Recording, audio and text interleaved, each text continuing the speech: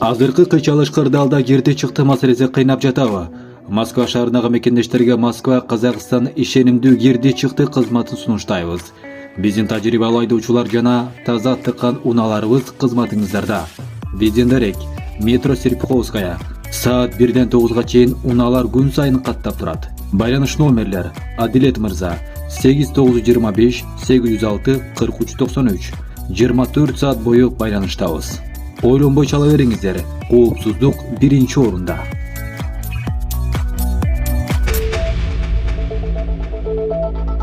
Бир катар депутаттар милдеттүү түрдө камсыздандыруу эртелик. Депутаттар унааларды милдеттүү түрдө камсыздандырууну жылдырып турууну бүгүн 25 январда Жогорку кеңештин жыйынында сунушташты. Депутат Дастан Бекешевдин айтымында, буга камсыздандыруу компаниялар жана айдоочулар даяр эмес. Унааларды милдеттүү түрдө камсыздандыруудан өткөрүү боюнча бизге көп адамдар кайрылып жатышат. 1 апрелден баштап күчүнө кирет. Негизи бул керек нерсе. Бардык өнүккөн өлкөлөрдө бар. Бирок мындай ыргак менен кете берсе эч ким жетишпей калат. Ачыгын айтсак, 1 апрелге жетиш үчүн күнүнө 10 000 унаа камсыздандыруудан өтүшү керек. Бул абдан аз убакыт. Андыктан жай мезгилине же болбосо кийинки жылга жылдырып турсак, анткени бардык айдоочулар унаасын камсыздандыруудан өткөрүүгө жетишпей калып, жөн гана айыпка жыгылышат, деди Бекешев. Буга депутат Нуржигит Кадырбеков да кошулду. 1 апрелге чейин унааларды каттап бүтүү керек деп айтып коюу оңой нерсе. Күнүнө 10 000 унааны өткөрүү физикалык жактан мүмкүн эмес. Бүгүн кайсыл бир камсыздандыруу компаниясынын жетекчисинин маегин уктум. Ал абдан бактылуу болуп жатат. Албетте ал бактылуу болбогондо ким бактылуу болот? Кыргызстанда 2 миллион унаа болсо, ар бири жок дегенде 1600дөн 3000ге чейин төлөйт экен. Эми эсептеп көргүлө, канча каражат түшүп жатат. Бул абдан машакаттуу иш. Бир канча документтерди талап кылат экен. Электрондук версиясы да жок. Биз өнүкпөй эле СССР убагына кетип жатабыз. Бул маселеге өзгөчө көңүл бөлүнмөсө, социалдык чыңалуу болуп, кийинки митингдер камсыздандыруу компаниялардын алдында болот, деди Кадырбеков. Жогорку кеңештин төрагасы Нурлан Шакиев бул маселе боюнча мамлекет башы Садыр Жапаров менен дагы сүйлөшүүлөрдү жүргүзүп жатканын билдирди. Милдеттүү түрдө камсыздандыруу боюнча маселе коомчулукта абдан чоң талкууну жаратты. Бул талкууга биз сөзсүз көңүл бурабыз жана сиздер айткан сунуштарды эске алабыз. Буйруса оң жыйынтык болот, деди Шакиев. Булак Назар Ньюс Кежи. Абактан бошотулган акын Болот Назаровго аргымак менгизишти.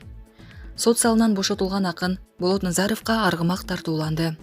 Бул тууралуу Жогорку кеңештин депутаты Мирлан Самый-Кожо сот тармактагы баракчасына жазды. Болот акынга жакшы тилектерин айтып, эркиндикке чыгышына тилектеш болгон элге, чыгармачыл интеллигенцияга, журналисттерге жана салт менен нарыкты билип акыныбыздын анча-мынча ашыкча эркелигин түшүнө билип, акыйкат чечим чыгаргандарга чоң рахмат. Кыргыздын салтын кылып, айтыш коомдук фонду ачекей айылына чогулуп, акындын башын куттуктадык. Аргымакты алдына тарткан ага-инилериме рахмат, деп жазды Мирлан Самый-Кожо. Белгилей кетсек, Болот Назаровго кылмыш жаза кодексинин тоноо беренесинин негизинде кылмыш иши козголгон. Ал 2022 жылдын 9 ноябрында Чүй облустук ички иштер башкармалыгы тарабынан тоноочулукка шектелип кармалган. Кече 24 январда Москва райондук соту Болот Назаровдун ишин кыскартып, сот залынан бошоткон. Булак Супер Кежи. Азизбек Келзибеков Зеленскийдин Орусияга жасап жаткан жакшылыгы. Триллионго жакын доллар чыгым болдук деп Украинанын президенти Владимир Зеленский кан какшап туру. Учурда Зеленский Пентагондун ээси менен жашыруун жолугушкан соң өз ордосунун чаң тополоңдун чыгарып жиберди. Согуш башталгандан бери анын баскан изине көз салсак, Украинанын президенти Владимир Зеленский Кремлдин агенти сыяктуу.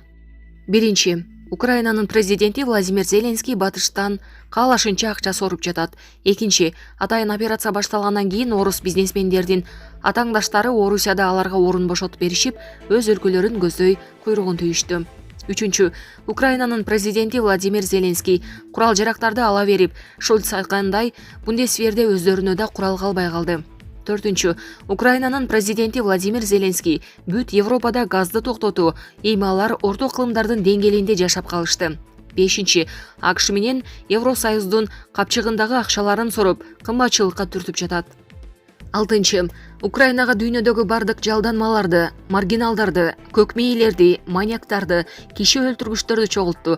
Эми аларды орустар пачкалап, улутсуздаштырып жатат. 7. Путиндин алдына орус элин бириктирип чогултуп берди. Путин бийликте турганы мындай беремдикти көргөн эмес. 8. Батышты сүйгөн эстрада жана кино жылдыздарын өлкөдөн кууп чыгышты. 9. Рубльдин кадыр баркын көтөрдү. 10. Орустарга Донбассты беликке берди. Дагы алдыда көп окуялар алдыда. Орусияга Украинанын президенти Владимир Зеленскийдей мыкты иш эч ким жасаган эмес. Ал ортодо согуштун очогуна айланган. Украинада дагы бир согуш башталды. Башкача айтканда, президент Владимир Зеленский өкмөтүндө кадырдык өзгөрүүлөрдү жүргүзүүдө. Мындан улам Украинанын бир нече жогорку даражалуу чиновниктери кызматтан алынууда. Маалым болгондой, 24 январда башкы кеңешчи, министрдин 4 орун басары жана 5 облустун губернатору кызматтан кетти. Алардын кетиши Украинада коррупцияга каршы масштабдуу өнөктүк башталган учурга туш келди. Соңку кездери бир катар Украина аткаминерлери паракорчулукка, азык-түлүктү кымбаттатылган баада сатып алууга жана байма-бай жашоого айыпталган. Кызматынан ажырагандардын арасында президенттик аппараттын жетекчисинин орун басары Кирилло Тимошенко да бар. Ал Зеленскийдин шайлоо кампаниясында иштеп, кийин аймактык саясатка жетекчилик кылган. Тимошенко кымбат баалуу унааларды колдонгону боюнча чуулгандуу иштерге аралашканы менен ал өзүнө коюлган дооматтарды четке кагып келет. Кызматтан кеткенин жарыялагандан кийин ал өзүнүн Telegram каналында Зеленскийге күн сайын жана мүнөт сайын жакшы иштерди жасоого мүмкүнчүлүк бергени үчүн ыраазычылык билдирди. Ошондой эле отставкадагы чиновниктердин арасында башкы прокурордун орун басары Алексей Симоненко, коомчулук жана аймактык өнүктүрүү министринин орун басарлары Иван Лукерья жана Вячеслав Негода, социалдык саясат министринин орун басары Виталий Музиченко, Днепропетровск, Запорожье, Киев, Сумы жана Херсон облустарынын губернаторлору бар. Кызматтан кетүү мезгили баштала электе Зеленский мүчө болгон Элдик кызматчы партиясынын лидери Дэвид Арахимия коррупционерлер түрмөгө кесилиши мүмкүн экенин айткан. Бардык чиновниктер расмий жана бейрасмий каналдар аркылуу согушка көңүл бурула, жабыркагандарга жардам бергиле, бюрократияны азайткыла жана күмөндүү бизнести токтоткула деген ураандар менен тынымсыз эскертип турушат. Алардын көбү буйрукту чындап укса, тилекке каршы кээ бирлери укпай коюшту. Рааттуу иш кылбаса, согуш мезгилинин мыйзамы боюнча жооп берет деп жазды ал Telegram баракчасына.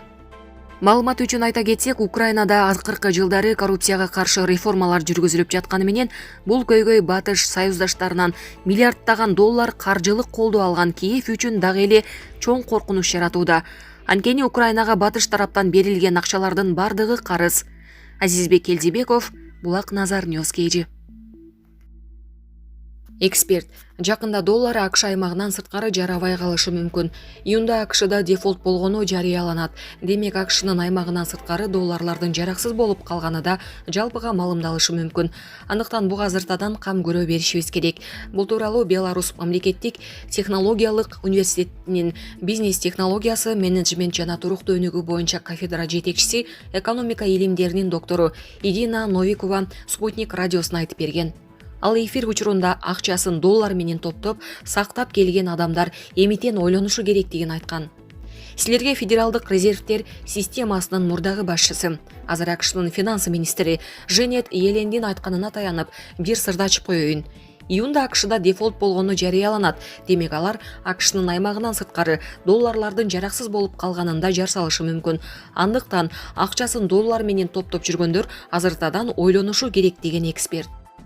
Ал башкы финансылык кластер АКШ экономикасынын жана дүйнөлүк экономиканын объективдүү абалы, андан сырткары бир канча топтун колуна капиталдын ири үлүшүнүн топтолушу дүйнөнү эски жол менен кете албай калган кырдаалга алып келгендигин кошумчалаган. Булак Спутник KG.